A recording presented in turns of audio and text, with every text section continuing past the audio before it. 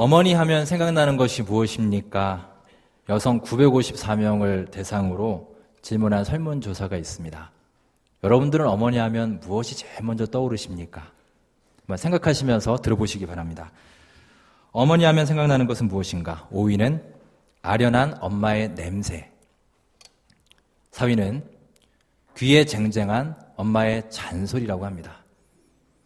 오늘 이찬훈 집사님도 기도해 주셨지만 옛날에는 그게 잔소리라고 생각을 했지만 나중에는 그렇게 생각이 난답니다. 3위는 포근한 엄마의 품이고 2위는 그리운 엄마의 얼굴이며 1위는 입안에 맴드는 엄마의 음식 맛이라고 합니다. 그 외에도 엄마의 노랫소리, 이것이 그립다는 사람도 있었고요. 엄마가 사람들하고 타이르던 엄마의 꾸지람, 이것이 또 그립다고 합니다. 여러분은 어떠십니까? 뭐가 제일 먼저 떠오르세요? 제가 참 좋아하는 찬송가가 있습니다. 좀 이따 우리 함께 하겠지만 찬송가 199장 나의 사랑하는 책이라는 찬양입니다. 멜로디도 참 쉽고요. 제가 정말 어렸을 때부터 많이 들어왔던 익숙한 찬양이기도 하지만 지금도 저는 이 찬양을 하면 어머니 생각이 납니다. 어렸을 때 어머니 따라서 교회에 하루 종일 살던 기억들, 또 어머니가 들려주셨던 성경 말씀들, 이런 것들이 새록새록 떠오릅니다. 저는 외가댁이 충청북도 청주입니다. 저희 외할아버지께서는 얼마나 성격이 급하셨던지 당신이 휴가를 받으시면 저희 집이 부산이었는데 청주에서 부산까지 나 간다 이 한마디만 하고 그냥 내려오세요. 그래서 그 다음날 저를 데리고 그냥 청주로 가세요. 전 학교 가야 되는데 아직 방학이 1, 2주는 남았는데 그냥 그렇게 데리고 가시고요. 아무도 거기에 대해서 뭐라고 할 수가 없는 그런 불같은 성격의 외할아버지였습니다. 그래서 저는 초등학교 6년 동안 한 번도 개근상을 탄 적이 없어요. 저희 때는 한 반에 한 20, 30명 정도가 개근상을 탈 때입니다. 저는 성격 급하신 외할아버지를 둔 관계로 상은커녕 매년 출석부에 결석이 한 일주일씩 쫙쫙 가곤 했습니다. 저를 청주로 데리고 가시면 이제 그때부터 외할머니가 저를 이어받습니다. 외할머니가 저를 데리고 교회로 가세요. 외할머니는 당시에 장로님이셨습니다. 지금은 여자 장로님들이 많이 계시죠. 우리 교회에도 계시죠. 근데 당시에는 굉장히 드물었습니다. 그 정도로 교회 일을 열심히 하시고 교회에 살다시피 하신 분이셨습니다. 그러니까 저는 외할머니 따라서, 엄마 따라서 청주 교회에서 늘 여름방학을 보냈습니다. 하루는 수요 예배가 됐습니다. 마침 또 외할머니가 대표 기도셨습니다. 앞에 나가시는데 제가 이 외할머니 치마를 붙잡고 뒤에서 안아주는 거예요. 얘를 떼내야 어떻게 앞에 나가서 기도를 하시는데 그냥 성질을 부리고 놓지는 않습니다. 주변에서 집사님들이 좀 도와주려고 이렇게 올라 그러면은 제가 그거를 보면은 더 성질을 내고요. 소리 지르고 드러눕고 울고 불고 난리가 났답니다. 결국 부담 못한 목사님이 장로님 그냥 데리고 나오세요. 이렇게 된 거죠. 그래서 외할머니가 이렇게 강대상에 서서 기도를 하시고 제가 옆에서 막 울면서 이렇게 치맛자락을 붙잡고 있는 게 사진에 찍혔어요. 그래서 그 사진을 저희 이모가 아직도 갖고 계십니다. 제가 커서도 늘 말씀하세요. 너 앞으로 이모 말 안 들으면 네 각시한테 이 사진 보여줄 거야. 다행히 제가 말을 잘 들었는지 아직까지는 저희 집사람이 그 사진을 보지 못했습니다. 그런 어린 시절 참 아름다운 추억이 있습니다. 그 외할머니께서 사실 요즘 좀 위독하십니다. 연세가 이제 많으셔서 80대 후반에서 이제 90 정도 되셨습니다. 몇 달 전부터 기력이 없으시고 음식을 못 드신 지가 이제 보름이 넘었습니다. 그래서 이제 자녀들, 저희 외삼촌, 이모들이 다 전국에서 모여서 또 이제 손주들, 제 사촌 동생들이 다 청주로 집합을 해서 기도하고 또 할머니 인사드리고 그렇게 왔습니다. 근데 딱 한 사람, 저만 못 보신 거예요. 제가 외가 쪽으로는 첫 손주거든요. 그래서 굉장히 좀 각별한 그런 외할머니입니다. 그런데 한 3주 전부터 그렇게 저를 찾으신답니다. 한 번만 딱 보면 좋을 텐데. 그렇게 찾으셨는데 저는 지금 갈 수 있는 상황이 아니기 때문에 그렇게 하루하루 애타게 기다리고 있는데 엊그제 어머니께 연락이 왔습니다. 외할머니가 말씀하시기를 한국 오는 건 너무 애쓰지 마라. 본 것과 진배 없다. 하나님이 인도하시는 대로 하자. 이 말을 꼭 전해달라고 어머니께 말씀하셨답니다. 생각해보니 외할머니는 몇 주 전에 저를 보고 싶다고 말씀을 하신 다음에 또 걱정이 되셨던 거예요. 혹시나 손주가 그 말을 듣고 막 조바심 내지 않을까 걱정이 되셨고요. 또 저희 어머니, 외할머니에게는 딸이죠. 그 사랑하는 딸이 중간에서 엄마는 보고 싶어하고 아들은 못 오는 그 상황에서 어쩔 줄 몰라 하는 모습이 눈에 선하는 바람에 다시 그렇게 말씀하신 겁니다. 왜 보고 싶지 않으시겠어요? 이런 걸 보면 정말 내리사랑이라고요. 우리가 아무리 어머니를 생각하고 어머니의 마음을 헤아린다고 하지만 어머니가 자녀를 생각하는 그 마음에는 감히 비할 수가 없는 것 같습니다. 우리 예수님도 어머니가 계셨습니다. 형제들도 있었습니다. 성경에는 주로 예수님의 공생애에 대해서 많이 나오고 있지만 사실은 군데군데 예수님의 사생활이나 가족관계에 대해서도 나오고 있습니다. 예수님의 고향 나사렛에서 가족들과 성실한 삶을 보내셨고요. 예수님이 12살 되던 해 소년 예수님이 예루살렘 성전에 방문한 얘기도 있습니다. 나사렛에 가서 회당에서 말씀을 가르치실 때 많은 사람들이 예수님을 기억하고 알아봤지 않습니까? 저 사람 마리아의 아들 목수가 아니냐? 야고보와 요셉과 유다와 시몬의 형제가 아니냐? 사람들이 다 그의 어린 시절을 기억하고 있었습니다. 예수님은 마리아의 착한 아들로 살아가던 모습이 있었고 그것을 기억하고 있었고 아버지를 도와서 목수 일을 열심히 수행했던 성실한 직업인으로서의 모습도 있었습니다. 형제들과 함께 뛰어놀고 어울리며 살아가던 그 모습도 그들은 기억하고 있었습니다. 저는 어머니주의를 맞아서 우리 예수님은 어머니를 어떻게 생각하셨을까? 이 생각을 한번 해봤습니다. 어머니는 예수님을 어떻게 생각하셨을까? 이 문제는 예수님의 십자가 사건에서 잘 드러납니다. 예수님이 십자가에 달리실 때 우리는 예수님의 고통에 주로 포커스를 맞추지만 한번 그 어머니의 심정을 생각해 보세요. 그 어머니의 심정이 어땠을까? 사랑하는 아들이 고통스럽게 죽어가고 있는 그 모습을 바라보는 그 어머니의 마음, 그 심정이 과연 어땠을까요? 이 자리에 계신 어머님들 상상이 되십니까?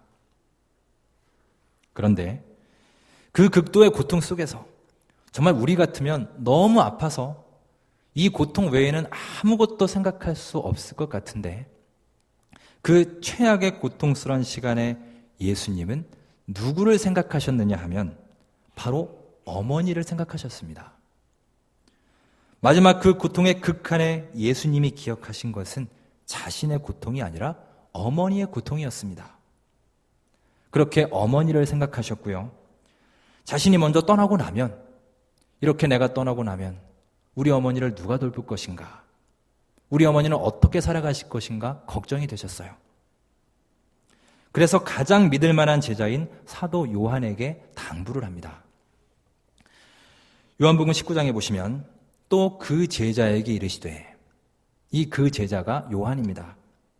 보라 내 어머니라 하신대 그때부터 그 제자가 자기 집에 모시니라.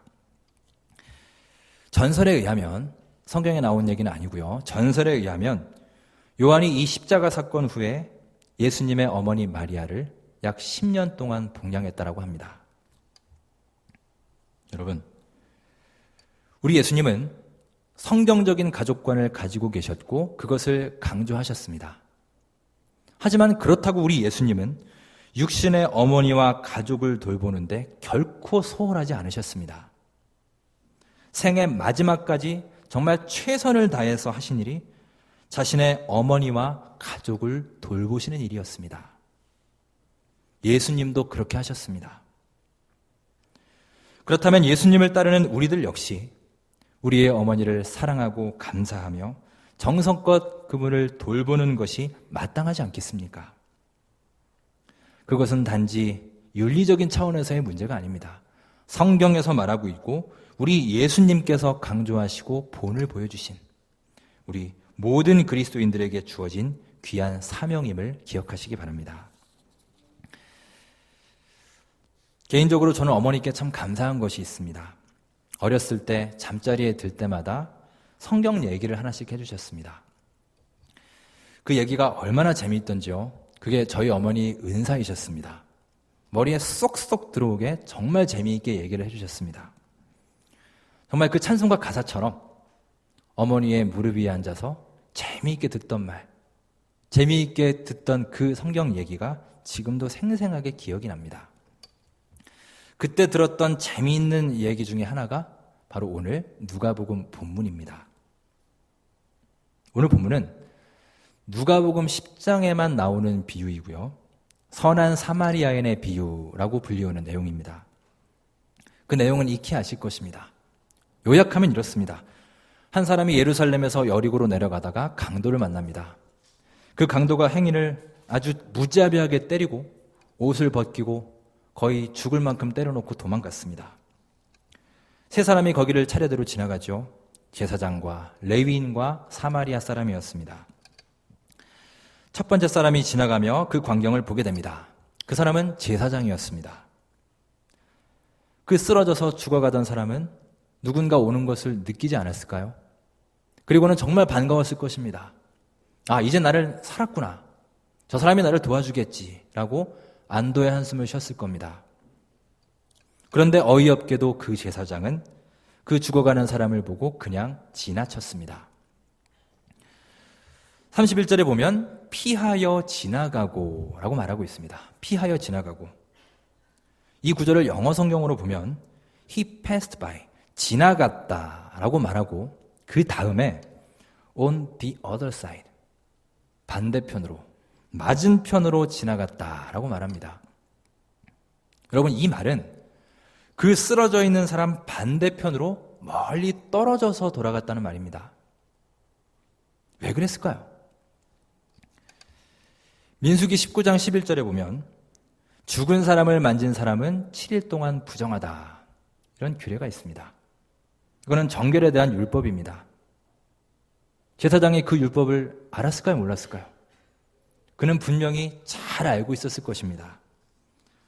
그렇다면 그가 지금 그 사실을 알고 있는 상황 속에서 사람이 쓰러져 있는데 혹시나 가서 그를 만졌는데 그가 죽은 사람이면 어떡합니까?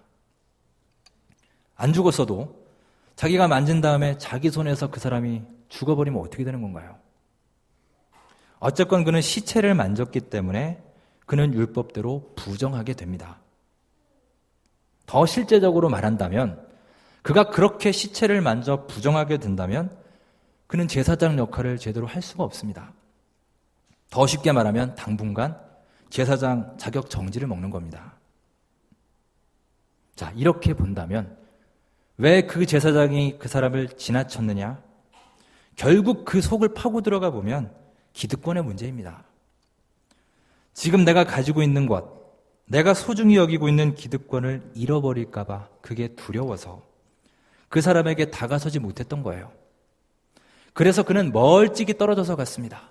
반대편으로, 혹시라도 닿을까 봐.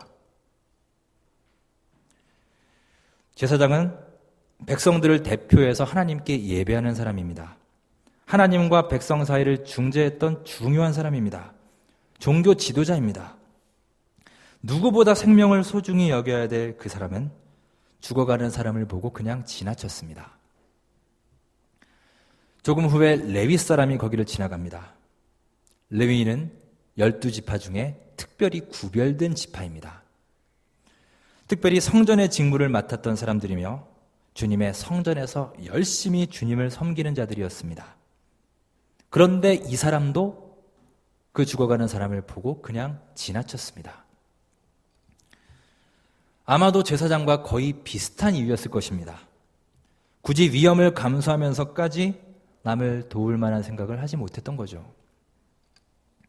여러분, 이 두 사람은 오늘날 우리들의 모습을 잘 보여줍니다. 우리들이 그렇지 않습니까? 진정한 사랑보다는 의식을 소중히 여기고 내 목적의 달성이 제일 중요하고 한 생명보다는 내 자리와 내 이권과 내 명분을 더 귀중하게 여기는 우리의 모습을 보여주고 있습니다. 우리가 그렇게 살고 있지 않습니까?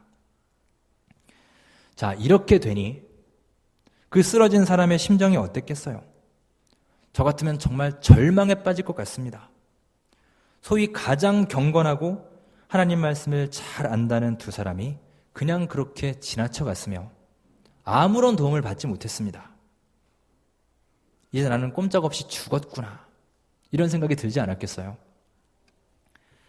그때 사마리아인이 그곳을 지나갑니다. 그는 여행 중에 거기를 지나가고 있었습니다. 솔직히 그 강도 만난 사람은 별로 기대하지 않았을 것입니다. 왜냐하면 당시 사마리아인들은 유대인들과는 서로 민족적 원수지간이었기 때문입니다. 유대인들은 이 사마리아인들을요, 이방인들보다 더 나쁘게 취급했습니다. 미워하고 조롱하고 경멸하던 대상이었어요. 그런데 그 사마리아인은 그 사람을 정성껏 치료해 주었고 주막으로 데리고 가서 돌봐주었고 자기의 비용까지 들어가며 그를 정성껏 케어했습니다. 물론 이 얘기는 실화가 아닙니다. 예수님의 비유입니다. 율법 교사와 예수님이 대화를 합니다. 율법사가 중요한 질문을 예수님께 하고 있습니다. 자, 어떤 질문을 하는지 우리 25절 말씀을 다시 한번 읽어보겠습니다. 25절 함께 읽습니다. 시작. 어떤 율법 교사가 일어나 예수를 시험하여 이르되 선생님, 내가 무엇을 하여야 영생을 얻으리이까? 무엇을 해야 영생을 얻으리이까? 물었더니 예수님이 말씀하십니다. 율법에서 뭐라고 하더냐? 율법에 나오지 않느냐? 그는 율법 교사이고 율법에 도통한 사람입니다. 잘 알고 있었습니다. 주 너의 하나님을 사랑하고 내 이웃을 자신과 같이 내 몸과 같이 사랑하라 하셨습니다. 그가 두 번째 질문을 합니다. 그러면 내 이웃을 사랑하라 말씀하셨는데 내 이웃이 과연 누구입니까? 라고 질문합니다. 날 보고 누구를 사랑하라는 말씀인가요? 이 질문이죠. 이 두 번째 질문에 대한 예수님의 대답이 바로 오늘 함께한 선한 사마리아인의 비유입니다. 이 비유를 말씀하신 다음에 예수님이 묻습니다. 이 세 사람 중에 누가 강도 만난 사람의 이웃이 되겠느냐? 이 말씀을 가만히 보면 율법 교사가 한 질문과 예수님의 말씀하신 이 질문은 서로 무언가 잘 안 맞는다는 생각을 할 수 있습니다. 율법사가 뭐라고 질문을 하냐 하면 내 이웃이 누구입니까? 질문했습니다.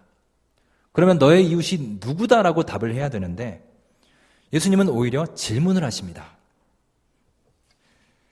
누가 강도 만난 자의 이웃이 되겠느냐라고 묻고 계세요. 여러분, 이 작은 차이 하나가 실로 엄청난 가치관의 차이를 보여줍니다. 이 율법교사의 관심사는 무엇이냐? 그는 자기가 영생을 얻는 것입니다.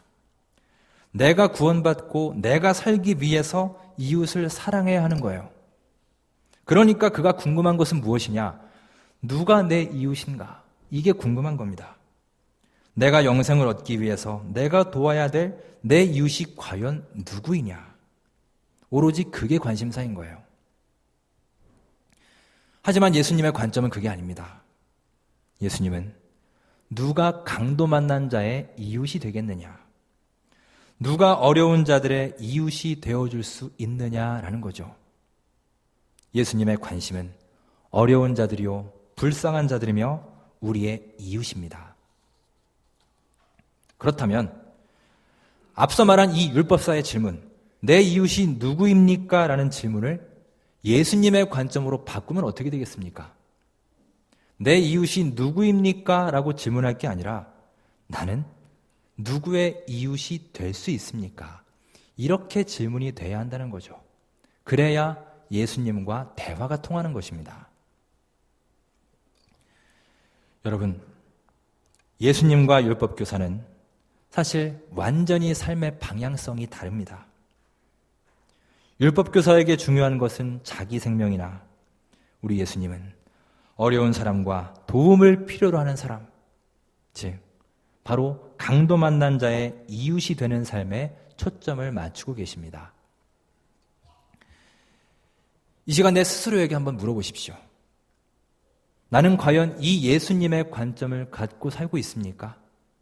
예수님의 눈으로 세상을 바라보고 있습니까? 우리 사랑하는 자녀들에게 나는 예수님의 이 가르침을 가르치고 있습니까? 이 시대에는 이웃과 함께 즐거워하고 함께 울어주는 사람이 너무나 귀한 시대입니다.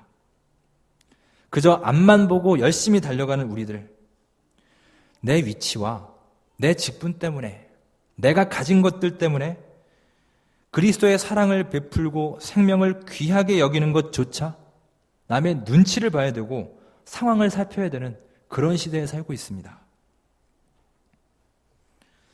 최근에도 계속해서 우리 이웃들의 아파하는 소리가 들려오지 않습니까? 최악의 지진으로 수천 명의 사상자를 낸 네팔이 그렇고, 우리가 살고 있는 이 미국 땅에는 여전히 뿌리 깊은 인종차별이 있습니다. 여러 증오 범죄들이 있습니다. 아파하는 수많은 영혼들이 있습니다. 우리의 조국 한국에는 수백 명의 생명이 차디찬 바다에 잠기고 그 유가족들의 슬픔이 아직도 가시지 않았습니다. 지금도 우리 주위 곳곳에서 이런 고통과 신음의 소리가 들려오고 있습니다. 여러분, 우리가 이 시대의 어머니로서, 이 시대를 살아가는 부모로서 사랑하는 우리 자녀들에게 이제는 가르쳐야 하지 않을까요? 내가 누군가의 이웃이 되어서 그들에게 예수님의 사랑을 전파하는 그 모습을 우리 자녀들에게 보여주고 그들에게 삶으로써 본이 되어야 하지 않겠습니까? 탈무드에는 어리석은 부모는 자녀들에게 재산을 남기고 양식 있는 부모는 자녀들에게 지식을 남기며 지혜로운 부모는 자녀들에게 신앙을 남긴다, 이렇게 말합니다. 이 세상에서 공부 잘하고 좋은 학교에 진학하고 좋은 배우자를 만나고 좋은 직장을 갖는 것, 물론 필요하고 중요합니다. 또 그런 것들이 우리 부모님의 마음을 참 즐겁고 기쁘시게 할 수 있습니다. 하지만 여러분, 이제 거기서 한 걸음 더 나아가서 우리 주 하나님의 관점과 하나님의 말씀을 자녀들에게 심어주고 그들을 위해 열심히 기도할 수 있는, 그렇게 양육할 수 있는 영적인 부모님들이 될 수 있기를 간절히 바랍니다. 예수님의 삶은 어땠느냐? 예수님은 이 땅에서 참으로 많은 사역을 하셨지만 무엇보다 예수님은 우리가 이 세상을 어떤 눈으로 바라봐야 하는지, 내가 누구의 이웃이 되어서 어떻게 살아가야 하는지 그 사랑의 본을 보여주신 분입니다. 여러분, 우리는 너무나 바쁘고 정신없게 살아가고 있습니다. 하지만 그렇게 땀 흘리며 열심히 살면서 정작 나는 무엇을 위해 그렇게 열심히 살아가는지, 하나님이 과연 원하시는 방향으로 제대로 나아가고 있는지, 방향 감각을 잃은 채 그저 앞으로만 가고 있지는 않은지, 이제 우리의 삶을 냉정하게 돌아볼 때입니다. 나의 이웃이 누구입니까? 라는 질문으로부터 이제는 나는 누구의 이웃이 될 수 있습니까? 삶의 이러한 방향의 전환을 이루어서 여러분과 저의 자녀들이 주 안에서 새로운 변화의 삶을 이루어가고 풍성한 삶의 열매를 맺을 수 있기를 주의 이름으로 축원합니다. 기도하겠습니다.